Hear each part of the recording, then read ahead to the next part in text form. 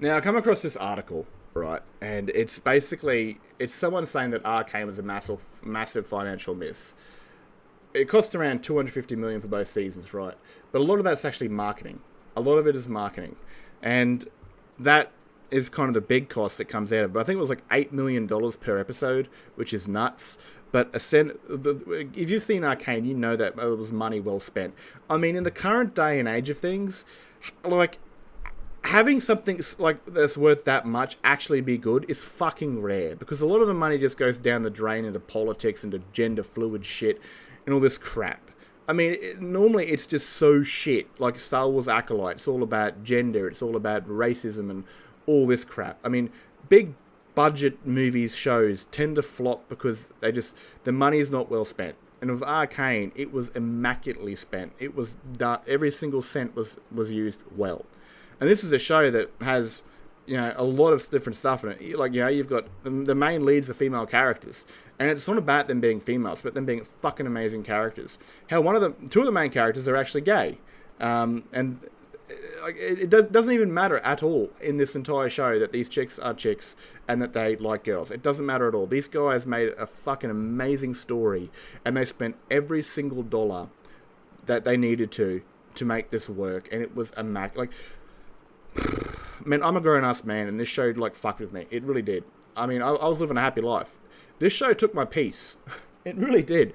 I don't let shit mess with me, man. I don't let women mess with me. I don't let life mess with me. There's a good quote that Vander gives Vi, and is, "You got a good heart, kid. Don't let the world change that." And that's the quote that I also live by. I won't let the fucking world change me. It will, no doubt, but I won't let it change me to a point to where it's no longer me. I don't want to live in my own shadow. And so this show, I really saw a lot of myself through it, and I saw a lot of what could go wrong if I was born a different time or place. And Vi's story, man, destroyed me. Like, fucking, that's my favourite character of all time now. I mean, no fictional character has ever felt so human. My eyes watched while my soul felt it, everything, with Arcane. And I'm not a League of Legends player. I never will be. I don't like that sort of game. But to say this was a financial, miss is bullshit, because at the same time when these seasons came out, the player base boosted for League of Legends. And those skins, people brought skins. I mean, have you seen the skins, man? They charge like $200 for them, and that's fucking crazy. I would not even touch a single skin that goes over like $50. I'm afraid that's not who I am.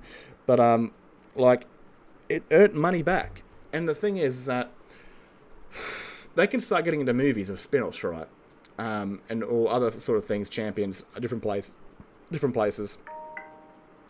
And that could earn them some serious bucks. They've gone from the gaming industry into the entertainment industry. Like, gaming is entertainment, but like movies and shows. These they will feed off each other's hands, The show will promote the game, and eventually the game will promote the show, and then the movies and stuff like that. It's just starting off. They're building the first blocks of what they really want to do.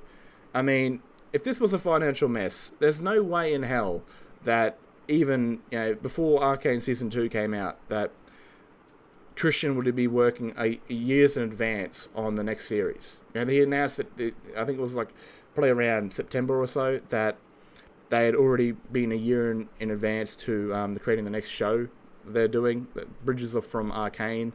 And then even a month after Arcane, a couple of days ago, that Christian revealed that they're aggressively developing spin-offs. And I could dare say in 3 or 4 months they'll be in full production, especially if they want to time everything together. Because, like I said, if they're aggressively developing them, all right, they're making this show. What I believe is that the first season where this new show will come out, and then while that's coming out, they're already working on the spin-offs in the background, like they did with Season 2 when Season 1 was coming out. Now, that took 3 years, but it only took 3 years because you had the writer strikes, and you also had coronavirus. Coronavirus stopped everything dead in its tracks for like 3 to 4 months before everything was moved to like people's homes so they could work from home. Especially in Europe and France, it was pretty bloody big, and everything got put on hold for a while before it could start moving very slowly again, and all that sort of crap. But this was definitely not a financial loss at all. I mean, this shows that they can definitely jump into the market of shows and movies. What they've done here, man, goes above what everyone else has done. I mean, these guys are fucking gamers. The people that made this are music producers, are like, music composers. They don't belong in the movie field at all, but they've gone ahead and done it, and they've succeeded over what people have been doing for 20 fucking years. They've jumped ahead of the league so far. It would be like in the United States, and this is a story that I've heard before, but it's like the United States Reaper.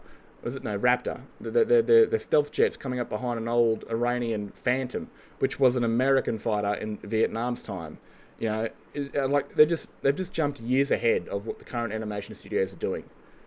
They have blown it out of the fucking ballpark, and these guys aren't. You know, they didn't think of becoming showrunners when they joined their jobs. You know, at Riot, they were there to do a job, and they've created something completely and utterly brand new and different, and made it absolutely fucking amazing.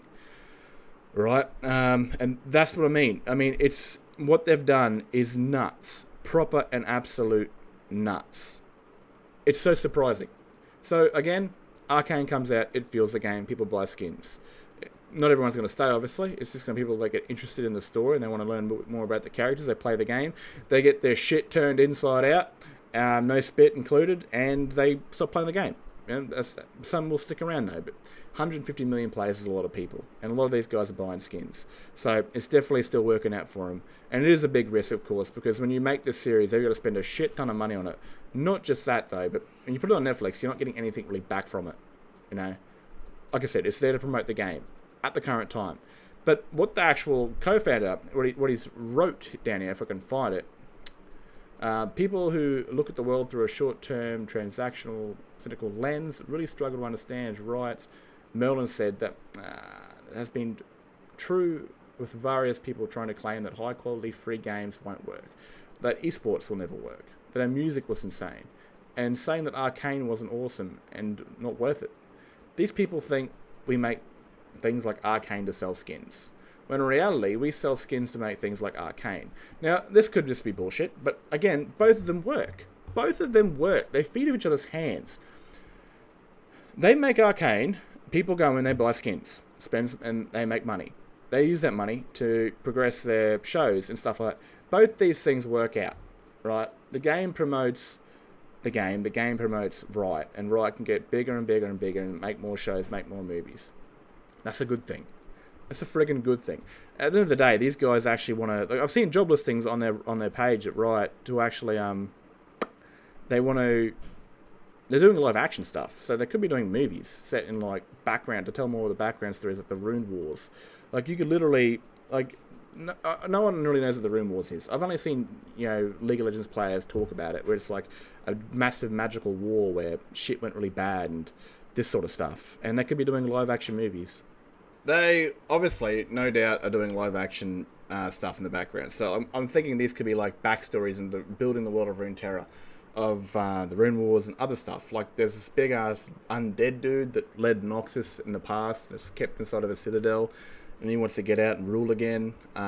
So they could be doing his stories, the Rune War stories. It's a big place, and there's more to it that's outside of this map.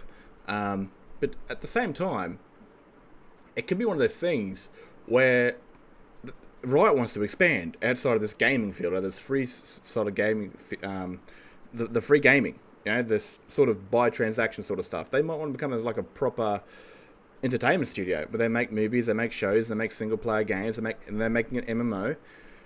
I mean, a lot of what Arcane is to promote this series, and it has done that. I've known League of Legends has been around for a long time, but I haven't given two flying shits about it at all until I watched Arcane, and now I'm just drowning myself in Arcane shit. Like, I don't know if I've got autism or something, man, but this is constantly what I think about all the time. If I'm not doing shit, it's even hard to do my own Skyrim series, man. Like, it really is. I've taken a lot of time off it because I just can't get motivated to get into it. And if I'm not motivated to get into it, I'm really not going to do it, because it's one of those things where you need your absolute heart and passion into it. And so Arcane has stolen my thought process, taken my piece from me, the motherfuckers, and put me into a sort of this where I'm doing Arcane videos, for fuck's sakes. I'm a Skyrim dude. I don't belong here. But this is what Arcane's done to me. It's made me really want to jump more into the, you know, to the Runeterra world. I mean, I'm now interested in these characters: Vi, Caitlyn, Echo, Jinx. Now even Savika. Now she's on the council, seat, and I can't wait for the spin-off of that movie or show to see what happens of Vi, to see Vi in a happy state, from all the suffering she's been through, to actually be able to press forward with her girlfriend now that she believes her sister is dead, quotation marks. To see Savika go from the right-hand woman of this criminal boss in Zand and then sitting on the council of Piltover. That shit's going to be fucking awesome. Seeing Echo try and restore the dream on the thing he physically saw in the other world, making that he wants to restore Zand to what he saw in the other world. I mean, this is just this small place, and I want to learn more about... I'm more excited about the spin-offs, don't get me wrong. I don't really give two shits about the rest of it, but at the end of the day, if they reveal a trailer, I'd be excited for it, and I'd 100% watch it. Like, I'm not saying that I wouldn't. I'm not interested in it at the moment, because I haven't heard anything, and I'm not a League player, so I don't know too much about this world. But if they drop the trailer at the end of the year, in a few more days, or start of next year, or whatever, I'd be keen to watch it. And then, at the end of the day, like, Christian has revealed a couple of days ago that, I don't know if it was a couple of days ago or a week ago, but they're in the progress of aggressively making spin-offs, right? Not in full development yet. What's in full development is what they're doing next after Arcane. So that will get done. And at the same time, once they've finished that and they're wrapping it up, they'll start full production on, I think, a spin-off. If they're developing it now, they'll start and they'll do that. And then they'll tell a spin-off story, which might lead into the next story of... And I've done a video on this, I think. I don't know if I actually have. I don't remember. I deleted a lot of these things. But what I believe is that they're not going to Noxus next. They're going to Dramaskia. And then they'll do a spin-off in Piltover and Zarn, which will lead a certain character that's still in Zarn, and it'll force them to go to Noxus. And they'll tell the Noxus story with Mel in it. And then once that's done, they might do another spin-off, or they might directly go to Ionia. Well, the other spin-offs happen in the background, but they might go to Ionia, and we might meet a familiar character that everyone loves. That's batshit crazy. That's what I believe she is. But again, they really... This entire show promotes Riot as a whole. The game sells skins, and those skins make Riot bigger and better so they can make more shit. End of the day. It's kind of like the foundation of an empire, I guess you could say. Like I said, like Bethesda's doing. They've been making games, I don't know since when, but they've been a gaming company since as far as I can remember, from the time I was 13 or 12 when I first played their games, and now they're out fucking making shows, like Fallout. And I will lose my absolute shit if they start making Skyrim movies, Skyrim shows set in the past, like, telling famous stories of, like, Penanol Whitestrake, the Holy Crusader, or Ysgramor, the first Harbinger, or, what's his name? I forgot his name. Riemann Cyrodiil, and other historical figures and stuff like that. Like, I would love that shit, man. I don't know how that would all go, but I like this. The game promotes Riot and it just makes them bigger. But anyway, I've rambled on enough. This whole entire article is bullshit, because at the end of the day, if it was a financial blunder, right, Christian wouldn't be working for a year on on what they're doing, the next show. And he wouldn't be in